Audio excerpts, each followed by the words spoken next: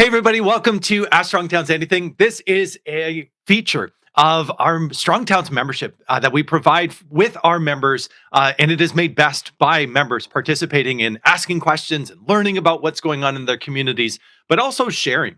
Just in the run up to this, we've been doing something like a travel log, learning about where people are in various communities and what some of the needs as well as some of the opportunities look like in those places. As always, I'm pleased to be joined by Edward Erfurt, who is our Chief Technical Advisor at Strong Towns. He and I together will do our best to either shed light on various questions that have been answered or solicit from you as participants your insights, the things that you've noticed. And so don't be shy. Drop in the chat any of you, the questions that you would like us to cover. We'll take that up together as well. And if you've got something to contribute or resources to share, definitely make that available as well. And so, welcome. And let's start off with a first question that we've got from our member, Ben D, who asks, how can you get started if you want to become a strong town developer in the future? And I realize I put a pretty bleak photo there. That's actually from the city of Edmonton's report on derelict properties. And they actually have done something really interesting there when they said if properties are boarded up, we actually require the developers through nuisance laws and bylaws to take action, but many of them simply wouldn't, and they would sort of scoff at the fines that they were getting. And so they said, well, how do you like it if we triple your property taxes? So they introduced a derelict properties subclass for taxation purposes that allow them to assign a three times multiple on what the property taxes would be. And it's interesting that they've noticed that people take action. And so it is quite telling that we often will get the things that we tax for, but we will also see the types of incentives that are at work in our communities. And I think this is part of that strong towns ethos of saying we've got to do the math, we have to follow the money at times, we have to learn what are the incentives, and particularly be on watch for the perverse incentives that end up messing with the things that we actually want to see in our communities. And then just also be practiced in doing the hard work. And so, Edward, you have been meeting a lot with small scale developers and people that are hard at work in the trenches doing this work. So, I'd love to throw it over to you first. Is how do you get started if you want to become a strong town developer in the future? This is a really interesting, timely question. So, all of you should have received last week ahead of the rest of the world our second housing toolkit. So that went out. If you didn't miss that in your email, you can actually go to Strong Towns and go to the under our new tab for tools for action. You can go to Housing Ready, and you can download that toolkit. What we heard from developers, and we're going to describe them as incremental developers, the folks that want to take that first step, is that there are millions of dollars of money sitting on the sidelines, where there's lots of people like yourselves that want to figure out how to address housing in your community. And you never thought yourself as a developer, like capital D developer, but you wanted to do things. And we shared some of our members' stories in there. Noah Tang's story is really interesting. And um, in his house, he wanted a little financial security. He realized that at the same time there was a lack of affordable housing in his community, and he became a landlord by renting out two of the bedrooms in his house. These are the bottom up approaches people can do at scale. So, first place I'd start is go to the Housing Ready site, take a look at the Housing Ready toolkits. Toolkit number two is what do we do to help grow an ecosystem of incremental developers in your community? This is written in the voice of incremental developers for the purpose of advancing folks on the sideline. So we're taking the voices of incremental developers, people that want to make an investment in the community, and we're telling City Hall the things they need to move forward on that.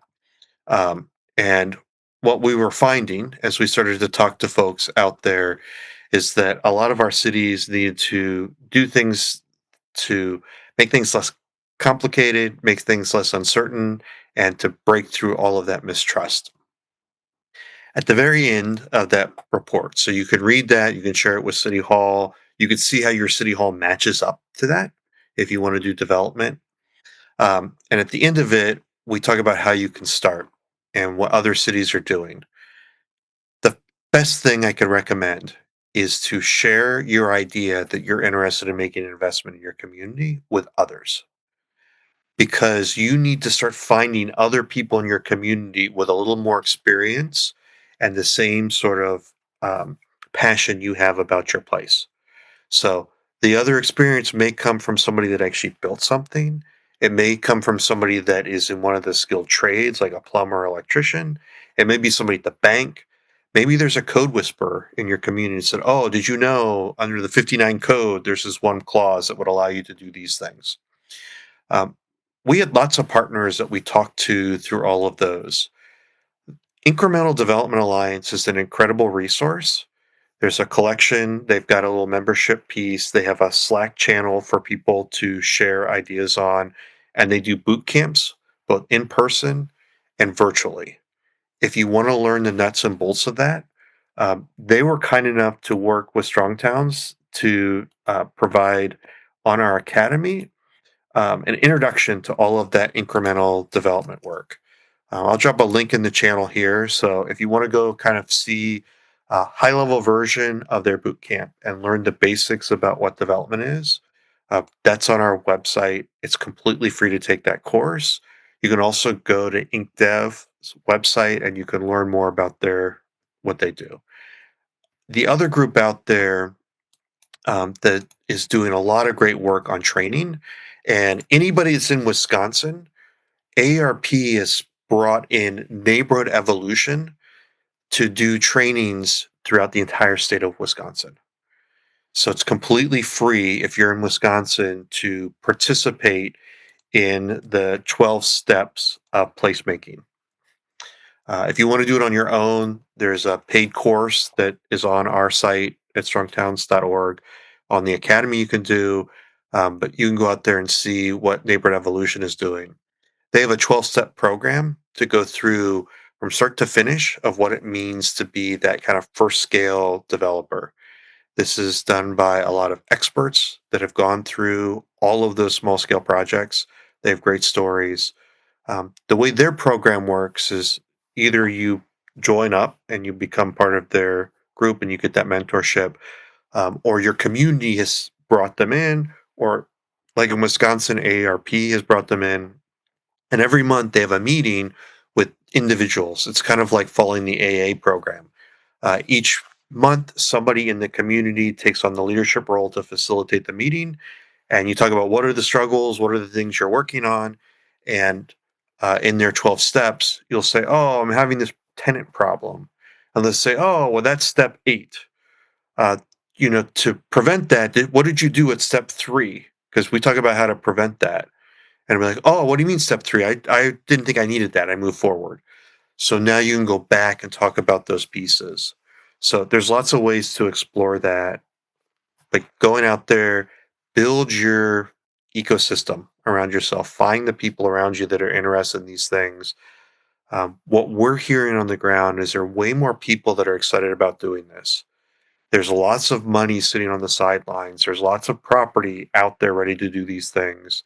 And because of complexity and mistrust at City Hall, folks are hesitant to take that first step.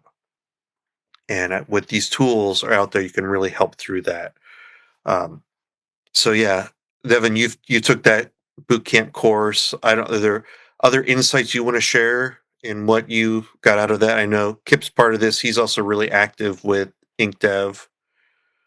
Yeah, I mean, it was a great experience. I had just left Tesla after 10 years, and so I wanted to get back into what I did in 2007 and 8, where I lifted a house up and converted it to a duplex. And I thought, what better use of all that stock that I got to like get rid of the Nazi stock? Let's build some housing for people.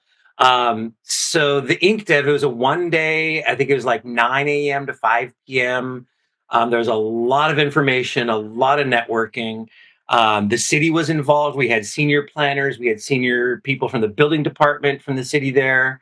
The missing middle ordinance had just passed like 6 months prior, So the city of Sacramento is really on board, and they're really working well, I think, with people like myself. Although I will say, I don't know anybody else in Sacramento who is participating in this. Um, there were a whole bunch of people at the workshop, but I don't know where they went, and I don't know how to connect with them, and I don't know how to communicate with them. And that's the biggest thing I've taken away from this is once we do this, where do we go next? Like, who do we talk to? What are the resources? So luckily the city started a Discord channel, and that has been okay. Um, but they've also connected us to a policy group in Sacramento that they're like housing wonks. So these are all like code people and zoning people and regional planners, city planners, long-term planners, regional planners.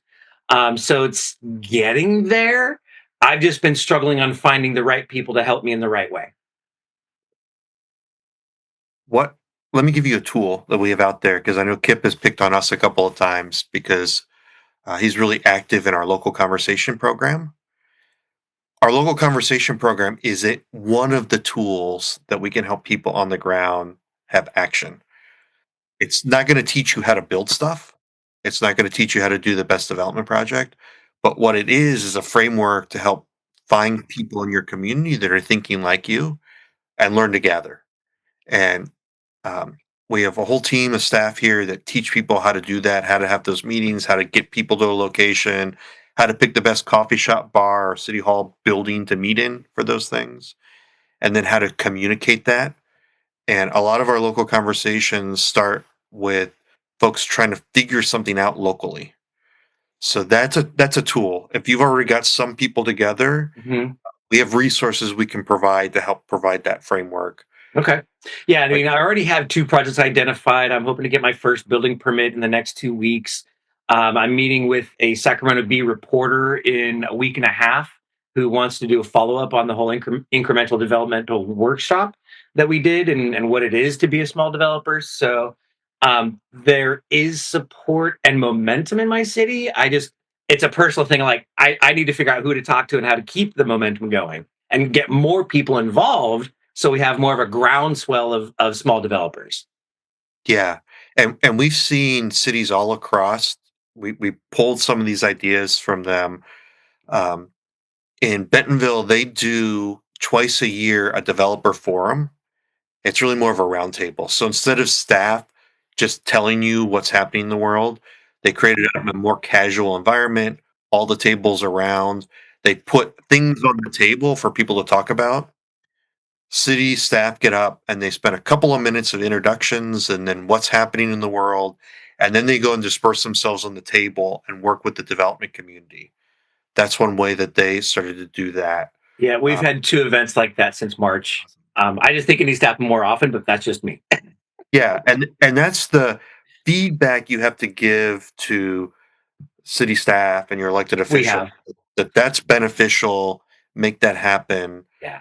Um, and the reason you want city to do that is that that puts out a message throughout the entire community that your Mhm. city is supportive of this, that this is now a policy shift, and that risk with the banks, it now starts to lower that risk. That excitement Mhm. for investors starts to rise because, oh, I've only heard no from the city. You mean the city actually thinks this is a good idea? How do I get on board?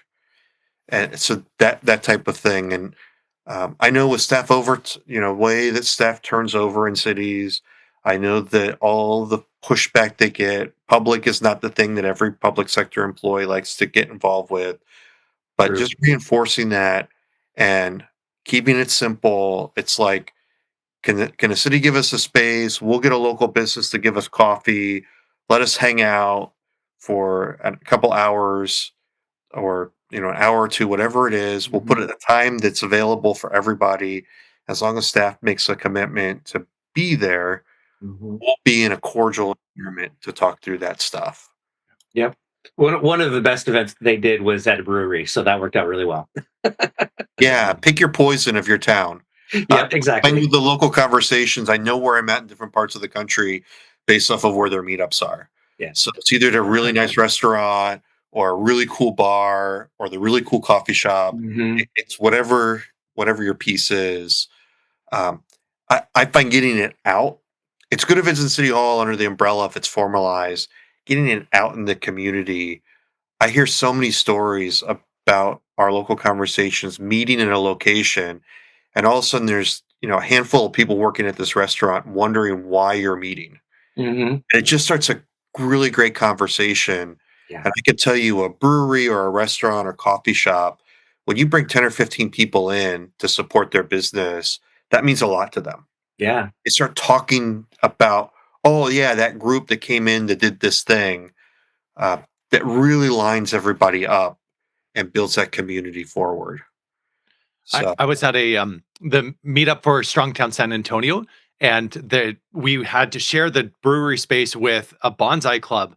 And Devin, your comments kind of remind me like each of the members of the bonsai club, they were with their tiny little scissors and tweezers and stuff, but they each were showing their work, and that actually might be one of those areas that if we can convince more people, just say show your work, demonstrate what you've got going on. And one other tool, this is less. I mean, Devin, you're already down that path, and I find it fascinating that you're also saying, "Where can I go?" Because each stage in that process, we're always wondering, is there more that can guide us? Is there more that we can help ourselves with? But if I'm in Ben's shoes, one of the small tools that I would use is these little cards were created by Grayson Johnson. I will drop a link into the chat about them. Although unfortunately, they're not available for purchase if you are in the U.S. right now because of tariff rules. Grace put them together, but what I love about them is like there's all sorts of different like I don't know if you can see it, like all the different ways that you could potentially like finance things. So like hard money would be a conventional mortgage or government backed mortgage. And my favorite part are like the good vibration cards. These are the things that you're allowed to do only if you've gotten other things worked out. And it's almost like you can add a little sugar to your coffee only after you've also done a whole bunch of other things. And it's a great group exercise. It's Love a it. great way to create some competence and help people with that. So, yeah, just great stuff. I know this could be a whole session, but I'm going to pick up Nick's question here to ask. Ed, this is specific to Edward. You mentioned in the recent Upzone podcast, not the one that came out this morning, I'm presuming, but previously, about alternatives to zoning and the ways in which, I mean, we can learn from Tokyo and other places. But what are some suitable alternatives to zoning? And maybe a little bit more broadly, what is the Strong Town's position on abolishing zoning versus trying to reform it and tweak it as we go along? yeah. So I'm glad we're getting into the spicy stuff and the highly controversial stuff. Um, I This is what I hear when and I trust me, I've been in City Hall, I administered codes.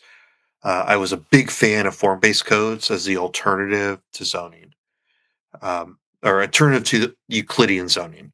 So Euclidean zoning highly organizes our cities, and as humans, we love order. But as humans, we don't live in order. We live in great complexity, and we have to have some of that messiness within the city. The Euclidean zoning goes and really organizes things down, and the all the folks that have gone through and studied that and developed zoning continue to refine all of these things down. And just think about many of our zoning codes. They tell us how tall grass can be in our front yards. They tell us how many trash cans we can have. Um, that's not even the building height and uses. I worked on one zoning code where in the medical side there were 56 different categories for medical offices, and it was as fine grained as which ones would have prosthetics administered in them and which ones would have blood. I mean, that's the type of thing as humans we like to do. We like to get all the way down to that. um, I became a big fan with the idea of the form-based codes, and I saw how those were being used across the country as a more simplified approach, where we weren't prioritizing use, we were prioritizing form, and most specifically, the public realm from the front of the building to the travel lane of the street, like that area. Of all the things, it doesn't matter. It's not as important of what's behind it if it's orderly and it fits within that house. And then I started to watch as these codes are being administered and developed across the country. And the one page 24 by 36 inch form based code, the original one for Seaside, Florida, all of a sudden started to turn out to 200-page and 300-page documents to explain the built environment for small downtown areas. We're talking about things that were 40 or 50 acres. And then I watched in Denver where they went and updated their entire city code from Euclidean zoning to the form-based code. And Peter Park did an incredible job there. But it also, in that process, to explain that, it resulted in like another 500 or 600 pages of code than what was there previously. Um, so I saw time and time again, and that doesn't even get me started with all of these codes. We bring in the consultants, we adopt it, and then they create a manual. And the last code I administered was a form-based code, a very simple code, but the administrative manual for it exceeded the amount of pages that were in the actual zoning code itself. It wasn't a recipe directing people how to build. It wasn't inspirational. Um, I've just found all of these approaches to be corrupted. And at Strong Towns, we've written about it a lot, and we've talked about this quite a bit. And one of our board president, Andrew's written on this a lot because this is really what's in his mind. Because like me, I was administering the codes. Andrew spent much of his early career out of architecture school processing applications and seeing how crazy this is. At Strong Towns, we've talked about developing an adaptive code, and you see that coming out of the our housing toolkit. When we look at the traditional development pattern of cities, we see this incremental growth that occurs in cities. It wasn't until we created crazy financing systems to you started seeing these giant skyscrapers pop out of the ground. What we saw was just gradually over time, people were building out. They were doing it in the technical term by right. But there was more of a civic contract involved with that. There was more of a localization of materials and building practices.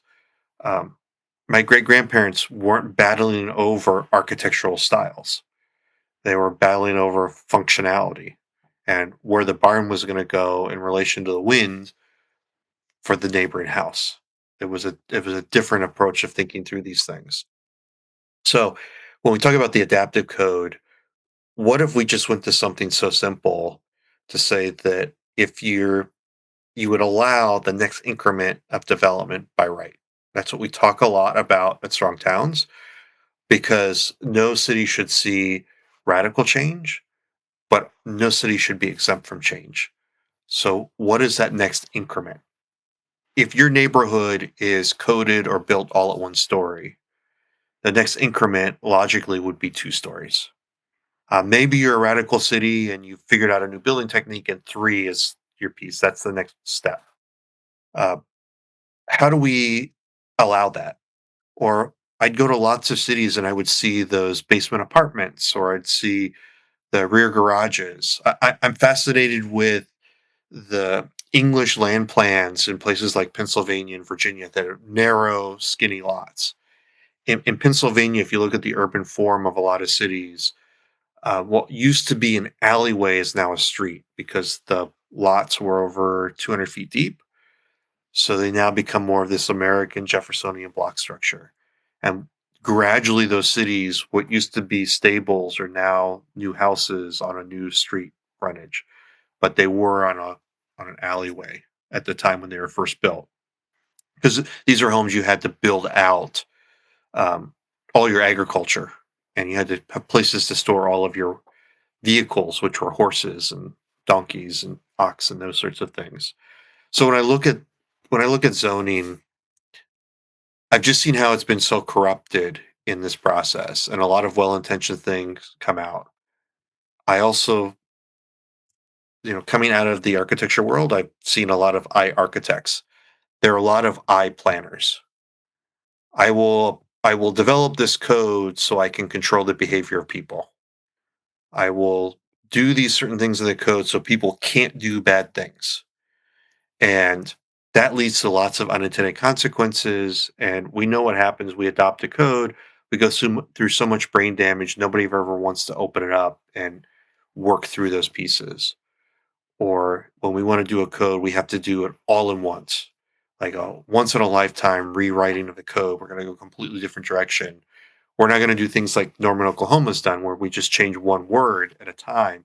We see what happens, we adapt and work through it. So it's a really long-winded piece to just say that I think our zoning system is broken. I think what it does is it makes things too orderly. I think that as a result, planners, I'm going to get in trouble for picking on planners, but planners aren't people that design stuff.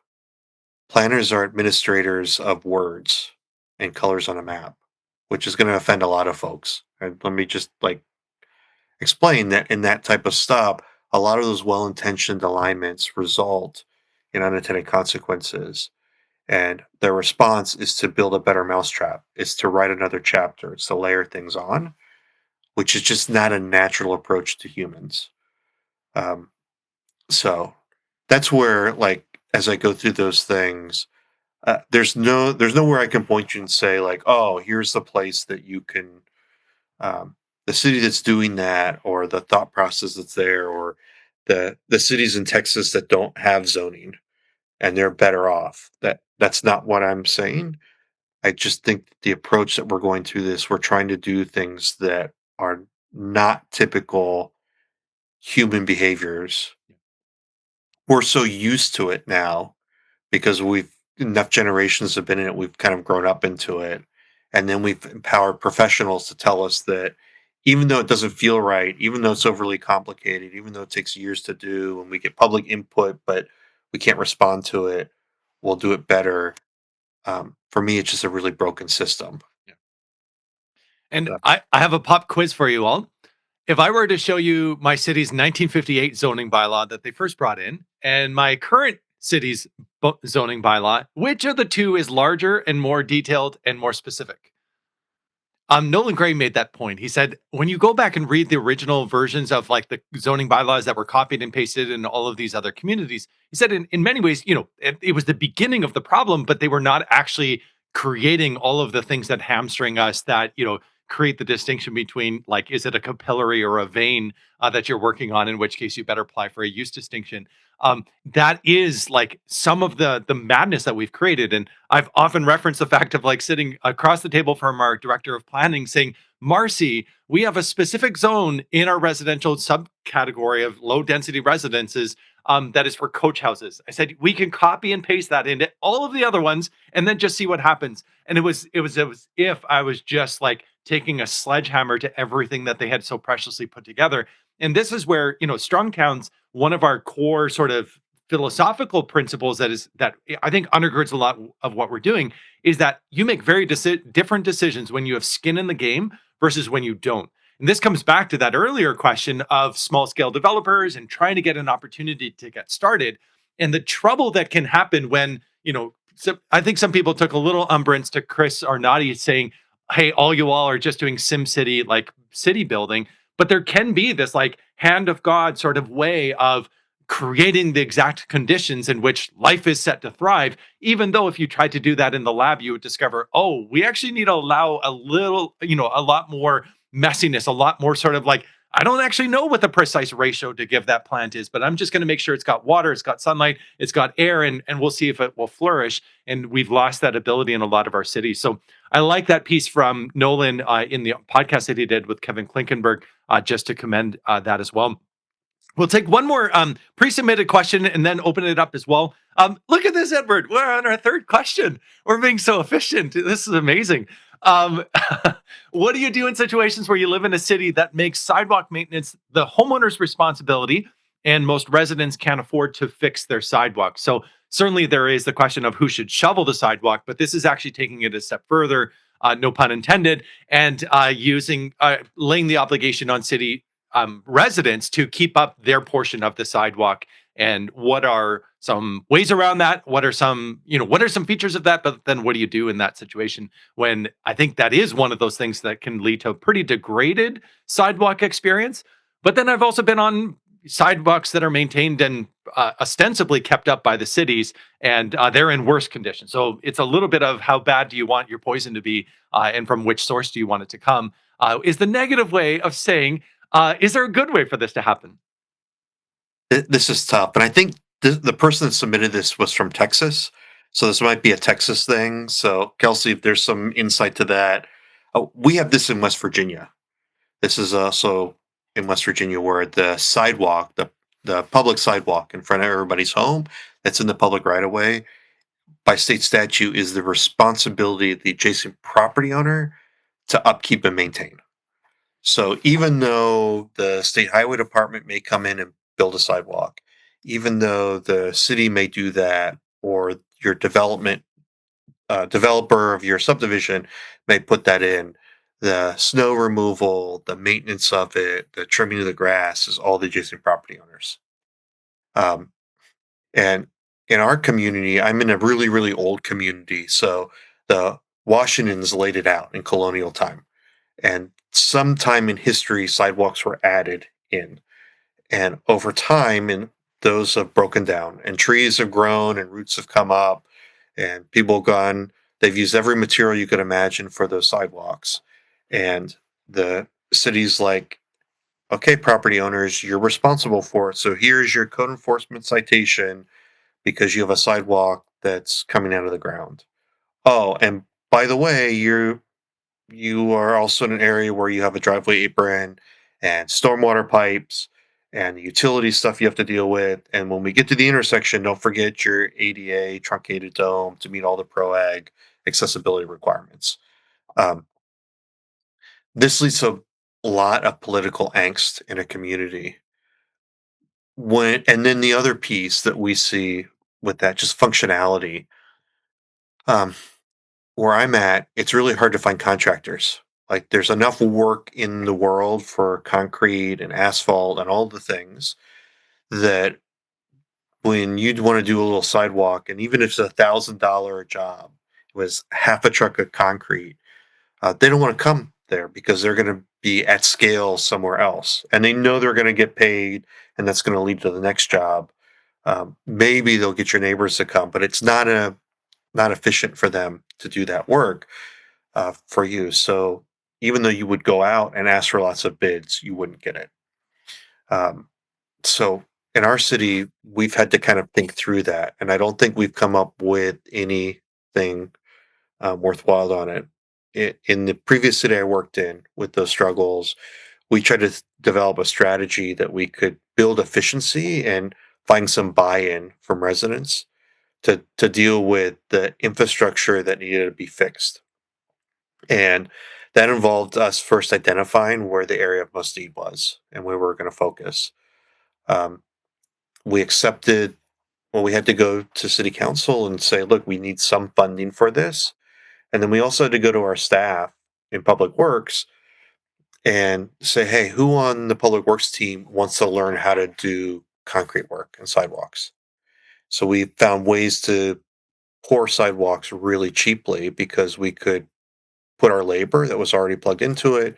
People were excited to do that because it was a new skill they were learning. It's also pretty rewarding. I don't know if you've ever seen a sidewalk installed or repaired. Everyone I've done that is in a neighborhood which actually gets used, not the highway edge ones, but the ones in the community. Everyone that I've done, we can't even get the caution tape up fast enough. As soon as the concrete is done and we've brushed it, pedestrians emerge. It's like the ram's horn gets called and people come walking, and they're so excited that they're able to, like, they have this new amenity in their community to do the things that they do.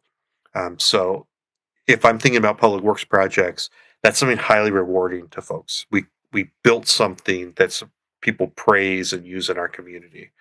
So working through that process, trying to find it super efficiently, and then also partnering with development in areas that you don't have the funding, in areas you don't have the pieces. We've got to be way more creative in how we deal with this issue. Um, our local conversation in Lynchburg, Virginia, had a sidewalk that it didn't need repaired; it needed cleared. We just had a cool video done by John, where on his neighborhood he had a sidewalk that was there, it didn't need repaired, it needed cleared. Many times we're hearing these stories all over Norway. I'm sure you get them too, where getting the just getting empowered to go and clean up and maintain stuff, having those conversations, that's really, really important um, to do as a starting point. And it may not be that you actually fix the sidewalks or repair it, but working as a community, talking about it, staging where the most critical areas are, and as a community agreeing to where those investments are going to be. Many of the sidewalk projects I would do in the neighborhoods I worked on ranged in resources available. So on a block, there may be somebody that could fully pay for their sidewalk, and there'd be others that couldn't. And really working through that. So thinking through efficiency, thinking about how we could use the resources available, and then a lot of the things like cleaning the sidewalks off, power washing sidewalks, uh, trash picked up off of them starts to raise awareness of the value that helps with that conversation. But yeah, it's really difficult that we put that on the property owners and had a struggle moving that forward. Yeah, Donna. Um, Along those lines, and of course, you'd have to go get a policy change. The city of Bloomington in Illinois has a 50-50 program where if the sidewalk's in bad shape and the property owner wants to have it fixed, whether or not they can afford the entire project or not, can apply for 50-50. And that does help, but people need to be aware of it. And as far as the corners where the ADA is, the city does take care of that when they resurface the roads. So that would not, be would not fall on the residents. Just, those are just different ideas. Yeah, we've got to be really smart and humble when we talk about this type of work and thinking through it. My community has one of these sidewalk grants. It's competitive and it's a 50-50 match, but we make you go through all of these hoops. I would think that I'm speaking about my neighborhood, so historic neighborhood, graded streets, torn up sidewalks. There's a couple of streets that need a little bit more than just cutting sidewalks up and putting them in. Some of the efficiency would be just say, okay, a year out or 2 years out, we're going to focus on redoing sidewalks on this block, just like we would do a repaving project. And let's go out and use the most competitive bids and build it at scale at the city to get the lowest possible price, the most competitive price for that work. So we'll do it at scale. We'll do as much as we can with the resources we have at City Hall. We'll manage that project as efficiently as we possibly can. And then we approach neighbors and say, look, as a neighborhood, we want to make this investment and improve these sidewalks. Uh, and then work through what it actually would cost and figure those things out. In some cities, they've figured out other funding mechanisms to help do these sidewalks. So it's not going to be a residential neighborhood, but in some commercial districts, Donald Shoup talks about parking districts. And the experience that he shared in Pasadena is that they needed to fix the sidewalks, they had a parking problem, and what they used was paid parking to help fund that. The businesses rejected the idea that they could no longer park for free in front of their business. They still complained that there's no place to park, and they said, "Well, paying for that is just unconscionable to these folks." Until the city said, "Look, we're going to use the paid parking to manage people, so the patrons don't spend too much time out there. Your employees park where they're supposed to park, and we'll calculate it so you always have at least one spot on the block available for somebody to pull into. We're going to do that through a management system that requires people to pay for that. And we're going to take the money from those meters on that block and reinvest that money into improvements on the block." And in Pasadena, in a very short time, they were able to collect enough revenue to redo the blocks like 3 times over as a funding stream of things to do that. And for them, that parking strategy, that public improvement strategy led to other economic development of getting other vacant shop fronts filled in. So there may be not only construction techniques, but funding techniques we could look at. I've done lots of road projects that were sidewalk projects disguised as stormwater projects. I'm in the Chesapeake Bay area. There's lots of funding available for stormwater. Guess where stormwater goes? It rolls across our sidewalks. It's on the edge of our streets. All those old swales that are filled in. So many times going out, applying for a stormwater project could help do the real expensive stuff because the concrete or asphalt we needed for the sidewalk was the cheap stuff. And so leveraging that funding on those projects, don't underestimate that in working through those pieces. But yeah, there's lots of places all across the country that put the burden on that public realm work on the sidewalks, and that's where you hear people say, "We don't want sidewalks in our neighborhood. Don't plant street trees because they have roots and they're going to tear this up. Don't make us do ADA. Don't make us do all these other things." Uh, we've got to think through that differently and be more creative with it, and just pawning it off. This is a really good thing that state legislatures do with these mandates. But anybody sitting in City Hall know that the rubber hits the road at that City Hall meeting when residents complain about crumbling infrastructure, damaged sidewalks, and then you go out to use the state statute to tell the neighbors that, by the way, here's your $2,500 bill to fix that. And you've never built anything as a resident, so we hope you can figure it out on your own before you have to come in for the magistrate for a code case. Like that just never works. It's fascinating to me, just to set the stage a little bit, that the development pattern shift is so visible. So this is a suburban development. Just this is actually my street where I live. But you can see there was never any indication that the developer would provide anything more than just access to the street. And so thankfully it's a fairly slow street, and we do our best to try to slow it by parking our car in the way and doing other things like this. But if you compare that to, like, even, oh, sorry, I am flipping in the wrong. There we go.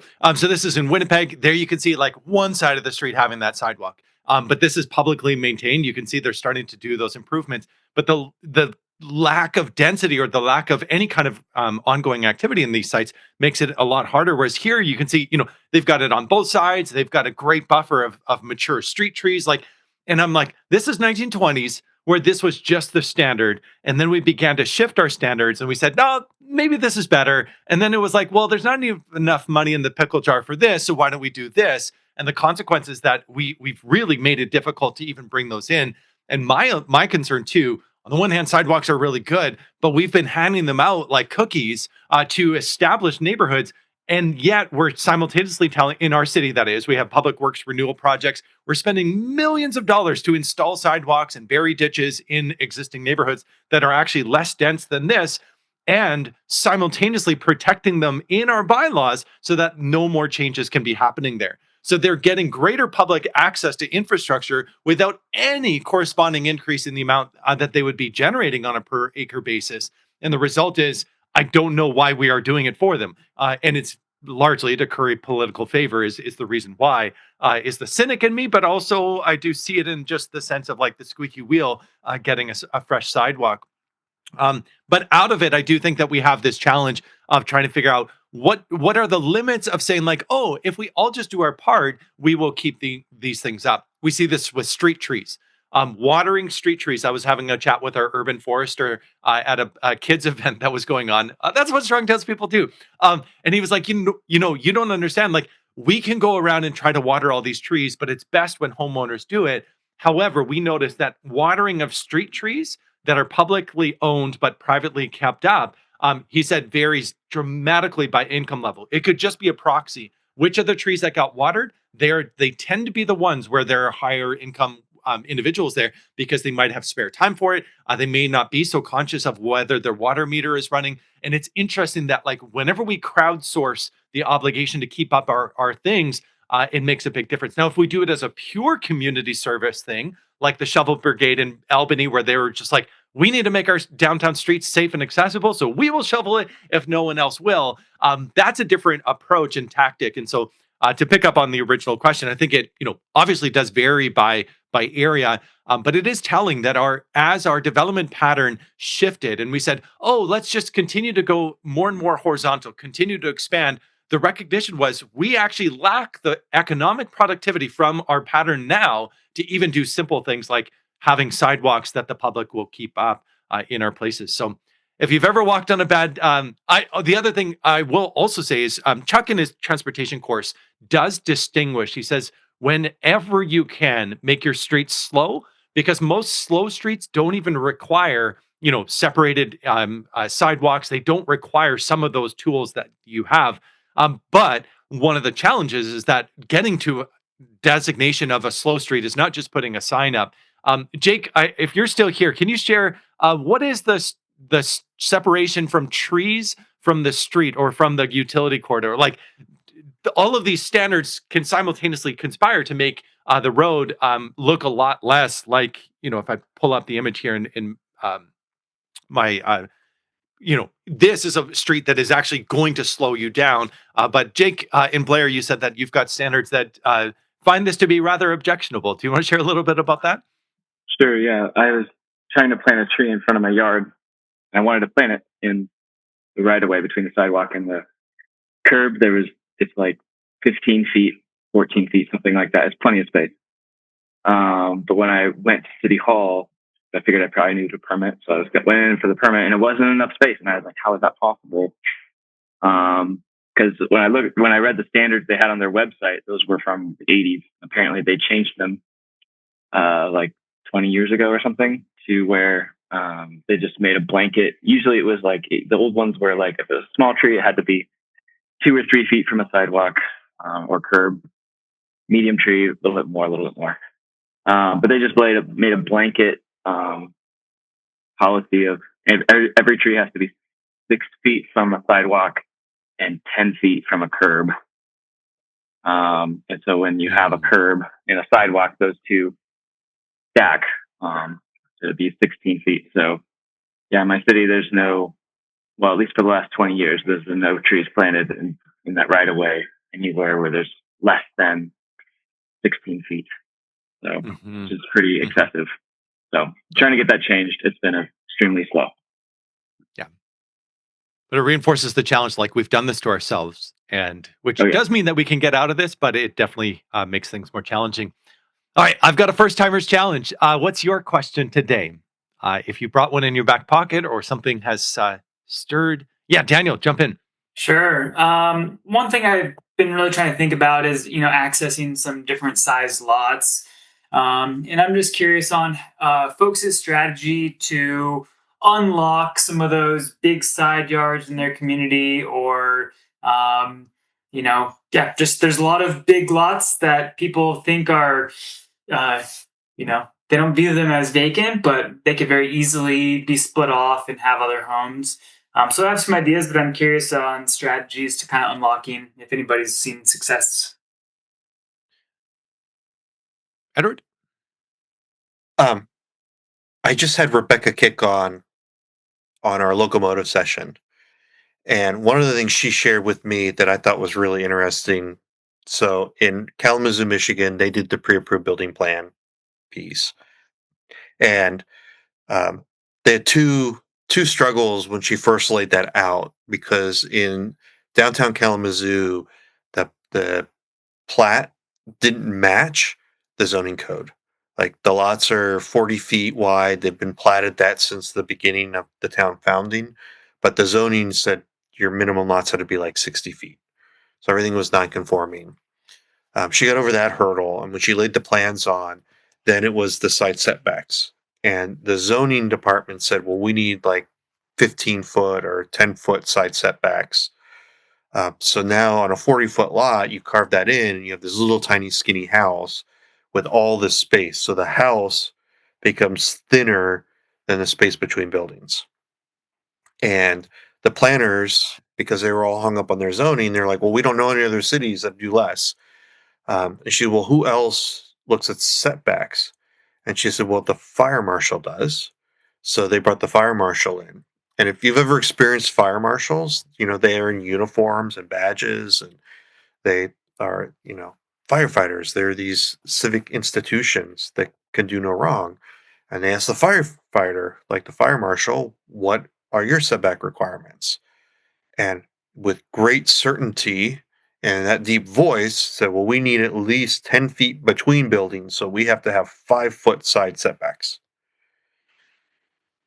At that point, the leadership discussion of setbacks moved from 15 to 5 because somebody with a badge that drives a red truck around town has more authority to take that on and willing to take that leadership role, where the planners were a little uncomfortable with it.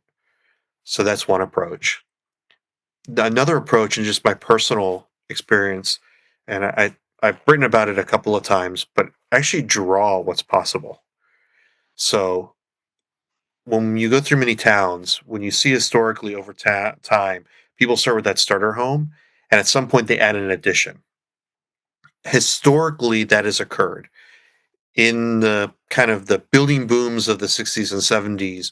A lot of builders emulated those additions. So those really great box, four square colonial craftsmen had that side sunroom or porch, or you can see how a one car garage gets attached. Those are additions that thicken out the lot. I use those and I show on existing buildings with a photograph and identifying those lines where houses can grow out. I've also done that in plan. So when I go and I'll take a neighborhood, and um, a lot of communities have really good plats available. So you get the aerial photograph, you can show all the parcel lines, and you can generally show where the buildings are. And I just start taking my pencil and just start infilling on all the empty lots. And then I do the developer trick and say, okay, how much square footage is that? How many units does that yield out? And on an existing block, many times where there's those missing teeth or really large lots, you can show how you can subdivide it up. And illustrating that is really important. And I know I did a little short that went out on social on some of that when I talked about lot splits and minimum lot sizes. All of that, I've done this hundreds of times in front of developers and the public, just showing them on the ground how they can yield out more on their properties. Now, that more, you've got to warm them up to the familiarity of what these things are. The more may be that ground floor master they always wanted, but didn't know how to do it. Or the rear garage or that extra shed or she shed or home office they wanted to do, but never thought they could do that. That's my kind of entryway. If that's familiar to them, well, what would happen if that was rented out to somebody, not just your office? Or what if you made it available for a guest house? That's how I kind of build up to those pieces. But I'm using trace paper and my pencil. I use thick markers. I use squiggly lines so that nothing. I wouldn't do this in CAD. I do it on squiggly lines on aerial photos to just show people how it could fill in. And then you can go out there and visualize it. You can take a photograph of a street and just show how little additions would be added on. Um, that's what it. So I build off of what they know, like what we can visualize out there before I infill to work through that. Um, I saw Notre Dame is just they're getting something to release. They have a studio. Their architecture students are working in Gary, Indiana. I know the work they're doing is just showing lots and lots of iterations of filling in the missing teeth where blocks are missing. That's another great way if you have access to architecture students because they're students and just showing that stuff time and time again. You start to show people that, and then I listen to what their pushback is, and then I draw something slightly different. And I just keep doing that. And eventually they realize they can do those things. We did a little bit of this with Norman, Oklahoma, with their ADU ordinance, and they said, "Oh, the utility people are going to push back on this." So we invited the utility people and we showed them the plan, and they told us how to get to yes Mhm. on those things and how it wouldn't overcome their utility system. And then it was the environmental for stormwater, and it was like, well, how do we get to yes on that? And like, well, this is no different than the driveway they already have. We just need to make sure we shed the water the right way. Yeah. Oh, well, those are things that we can accomplish with this. One thing I'll mention, Daniel, you're in the Whitefish, Montana area, and certainly if it's anything like Southern Alberta where I was, there were acreage people, and they were very proud of the fact that they were acreage people. And it was sort of like, I'm a 2 acre person or I'm a 5 acre person. And it was sort of like, hold my beer. Like, we're a farm family with 80 acres. Like, what are you? But there's that deep, like, cultural attachment to, like, we're the half acre people. And that can be challenged by the idea that, oh, what if somebody, heaven forbid, did a little bit more with their half acre. And so there's a real, like, cultural attachment to, like, you, me, and everybody around me. We're all in this together. Let's resist the encroachment. Let's keep the country. Even when you say you've denuded a lot of the natural environment, you've altered the streams, you've basically, like, so altered the environment, the built-in or the natural environment, in order to make it possible for you to have these sites for your homes in these types of neighborhoods. And now you say, now we drop the drawbridge and we say it is no longer something that we're going to do. And this is where I was just in San Antonio, and Urban 3 did a great job of demonstrating, like, the value per acre for residential, sort of single detached residences, was 1 million per acre in San Antonio. For the Walmart, it was 600,000 per acre. For the leafy, like, high wealth mansion district, it was 0.2 million an acre, or $200,000 per acre. And so having that gives rise to city leaders at least being able to say, if you are in these types of neighborhoods, these are woefully underperforming, which feels like a slap to the face to anybody that says, I'm an established member of my community. I live out in a less dense neighborhood because I've earned it. And then you say, you're not actually earning your keep. And can we talk about that? That is where sometimes the financial component, obviously not done as an abrasive way as I'm doing right now, can really help. But it's going to be this challenge. And so we've actually held open the idea, like, what if certain neighborhoods could simply pass an ordinance among themselves that said, we are going to exempt ourselves from all future change, any kind of future densification. We want things to stay as they are. But in doing so, we're actually willing to pay the true cost of what it's going to cost the city to provide our services, so that you create a ringed sort of assessment area that says, we can measure how much, water went in, how much sewage went out, and how much roadway was required in order to keep up your type of development. Obviously, that is something that would be fought hard by people who vote often. And that's the challenge as well. That imbalance is very real in our cities. The people who vote less as a collection tend to be in areas that are actually financially outperforming many of the areas that overvote by population density. And as a result, it's not that they vote multiple times, but they just are very consistent about showing up to vote. So I don't know if that touches a little bit on the other political aspect. Edward's right away to, like, lot lines and things like that. I'm like, no, there's politics in your question. So does that touch on it? Maybe last word to you, and then we'll close out. No, yeah, it definitely does. I appreciate that. And I think too, as we move forward, just kind of some of those more mechanical things of, like, Yep. certainly process is there, you can do the zoning, a lot of the political, but then actually just like making it happen, like, Yep. transactions, and actually when you're to that point, identifying those properties and kind of going through the actual steps to make that. So I think that that's all very helpful. And I think Yep. kind of that next step of, like, okay, now that we're ready to implement and maybe a lot of the things are already in place, where are those natural places where transactions can take place? Yep. So that's kind of where I was going a little bit. Awesome. Love it. Well, we are at time. Thank you, everybody. And Donald, I'm noting your comment about wanting to touch on street safety, and we've certainly done whole sessions on that. And I like that today was more like development themed and sort of creating investment opportunities. We'll certainly come to those as well. With that, thank you for being a member of Strong Towns. Thank you for participating in this work. If you're open to it, join us tomorrow for our local motive session at noon Central Time. I think I have the time right on that. We're trying to just make sure there are so many different resources available to you as Strong Towns members, because you're doing that. You're noticing things in your community and taking action where you live. So keep it up. Thanks for the time today. Edward, last word to you. If we have any other announcements, I think you mentioned, was there an announcement we had, or can't remember what it was? There's lots of announcements on the locomotive. All of you have access to the locomotive Yeah. session. If you don't have the link, email Norm and I. We'll give you the passcode to let you into that. That's a board decision. They wanted to make sure that all of our members had access to that resource. So do that. Many of you want to, I get emails every week about it. Can I bring somebody to it? Can I watch it with them? Please do that. Share all of that as much as possible. If they're so moved and they really like to see this stuff, mention to them that they can become a member too. For a few dollars, they can join the movement. They get access into those recordings and all the other fun stuff that we do. So it's a way to kind of build that up. And what I'll tell you is that more Strong Towns members in a community help to move the movement forward. It really helps on that momentum. This Yeah. is an easy ask for folks.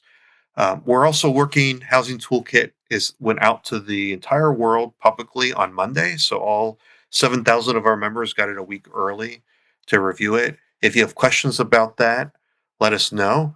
What we really want folks to do is to start having conversations in your community, and the simplest thing you can do is share that with your elected leaders. We are going to have a session with Chuck that's specifically for elected leadership. So if your city council, if your planning commission, if your city manager is figuring out how do we do this, we've already adopted all these codes. We're stuck on that 24-hour turnaround for permits. We don't know how to talk to developers. We want to be like Sacramento and we want to have our own Discord, all those sorts of things. We're working on getting that scheduled and we want to invite all those folks in to have that discussion. So that will be coming out shortly as we get that posted on our event site. Yeah, awesome. And I'll also say we are 5 members away from 6,500 members. So if you have a family member that you've talked their ear off about this and they're willing to become a member, or if you have an enemy that just is like maybe by passive aggressive action I can get them in, make them a Strong Towns member, whatever it takes. Actually, that would suggest a nefarious purpose for it. But being a Strong Towns member, I hope you find value in it. Hopefully, very soon we'll have that 65. Will be fantastic. But with that, thank you. I really appreciate the day today and hope you all take care and take care of your places.